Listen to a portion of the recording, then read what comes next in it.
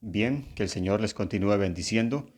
Hoy vamos a darle inicio al estudio de la segunda carta del apóstol Pablo a los tesalonicenses. Y vamos a iniciar hoy con el contexto histórico de esta carta, antes de entrar en estudio de los capítulos y los versículos, de entrar en el estudio del contenido de esta carta. Vamos a mirar un poco del contexto histórico. Es obligatorio hacer un resumen general para tener un mejor contexto de la segunda carta y poder comprender algunos temas y algunas razones por las cuales Pablo escribió ciertas cosas que encontraremos en esta carta. Recordamos que la ciudad de Tesalónica era una ciudad muy importante dentro de la cultura y el desarrollo griego. Era la capital de la región de Macedonia, ubicada a orilla de la vía Egnatia, una carretera de 1.120 kilómetros aproximadamente, pavimentada con losas de piedra. Y esta vía era la ruta comercial más importante para este momento. Allí llega Pablo en el segundo viaje misionero entre los años 50 al 52 después de Cristo. Predica el evangelio allí por espacio de 3 días de reposo, como relata Hechos de los Apóstoles capítulo 17. Y Pablo allí ve sorprendentes resultados de conversiones a Cristo. Pero asimismo también se levanta inmediatamente una persecución sobre ellos, obligando al apóstol Pablo a salir intempestivamente de la ciudad de Tesalónica.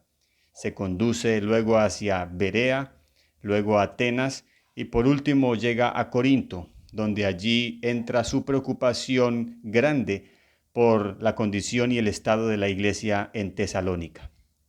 Así que preocupado por el estado y la condición de la iglesia, Pablo envía desde Corinto a Timoteo para saber cómo estaban los hermanos.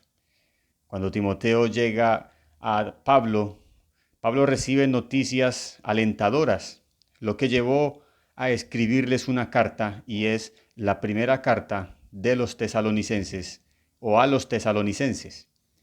Allí Pablo les escribe sobre la venida de Cristo, sobre la santidad, sobre el ocio y algunas otras palabras que podemos encontrar en esta carta.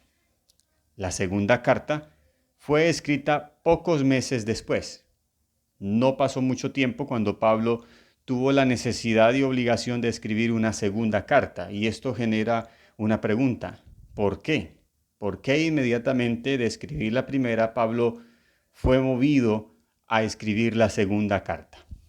Y bueno, para esto vamos a entender un poco el contexto de el por qué Pablo escribió esta segunda carta con una pequeña historia. Un hombre quien había dislocado un hueso de su sitio fue al doctor y allí presentó su problema. Hacía bromas acerca de cómo tuvo su problema con su hueso, y luego empezó a bromear con el médico de los beneficios de llevar el brazo en cabestrillo todos los días, el interés y afecto de los amigos, la oportunidad de desarrollar relatos exagerados de la fractura y una fácil excusa para evitar el trabajo pesado, comentaba el paciente.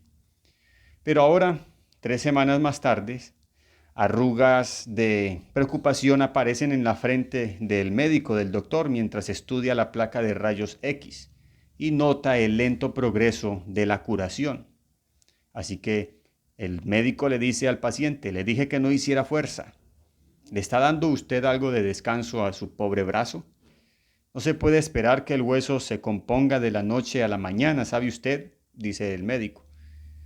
Cuando usted describe el palpitante dolor de los últimos días, el médico hace una mueca de disgusto, sacude la cabeza y escribe algo en su recetario. Usted no debería sentir dolor a esta altura del tratamiento, rezonga el médico. Si hubiera seguido mi consejo desde el principio, no tendría que tomar estas píldoras ahora. Luego le repite todas las instrucciones que le diera en la primera visita, pero luego ahora con un lenguaje menos amistoso, más serio y más enfático. Esta es un comparativo del por qué Pablo tuvo que escribir esta segunda carta a los tesalonicenses. La segunda epístola a los tesalonicenses se parece a esa segunda consulta al médico de cabecera. Si usted hace una lista de los temas que Pablo toca en la primera carta, encontrará una sorprendente o un sorprendente parecido con los temas que trató en la primera.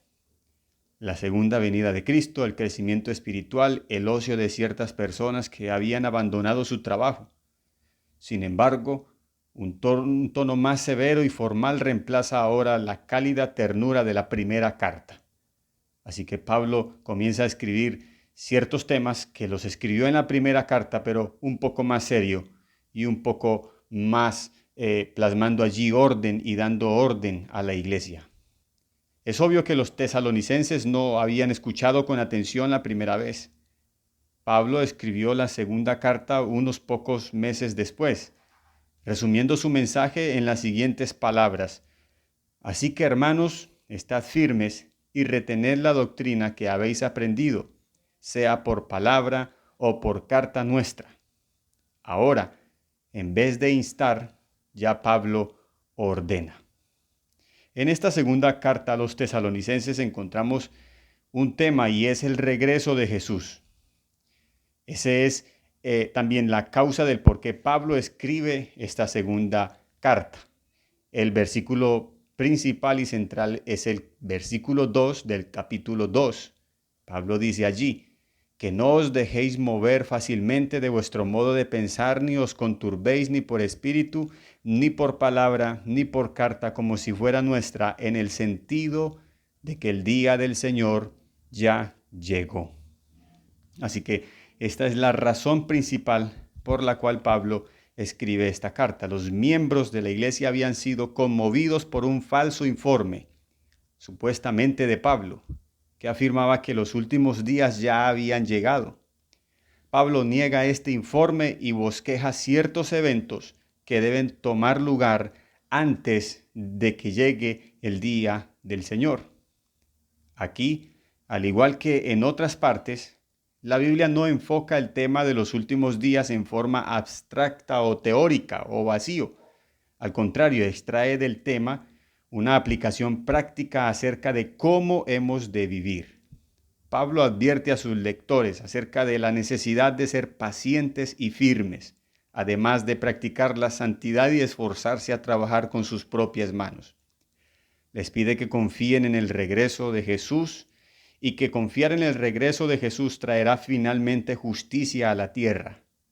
Los insta a vivir dignamente para ese día y les ordena que no toleren el ocio, una prescripción saludable que conserva su vigencia aún hasta el día de hoy. Así que en esta carta vamos a encontrar este tema principal. Esta segunda carta a los tesalonicenses se compone de 3 capítulos.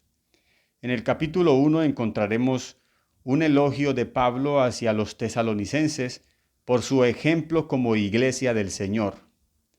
También allí Pablo, de cierta manera, consuela y da esperanza a la iglesia con el tema del justo juicio de Dios. En el capítulo 2 encontraremos la razón principal de esta carta. Al parecer alguien estaba enseñando una herejía como de parte de Pablo sobre la venida de Cristo. Encontraremos las señales previas a la venida de Cristo y a la confianza en la elección de Dios para la salvación en Cristo Jesús.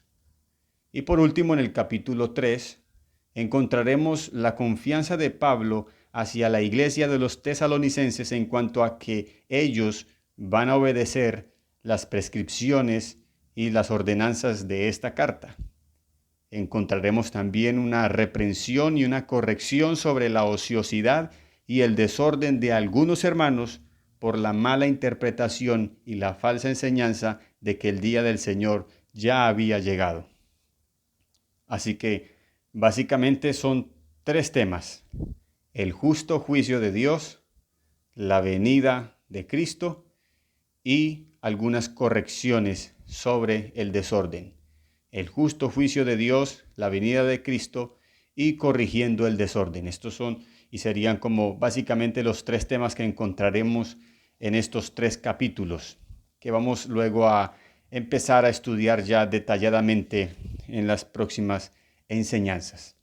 Así que hasta aquí hemos visto un poco acerca del contexto histórico de esta segunda carta a los tesalonicenses.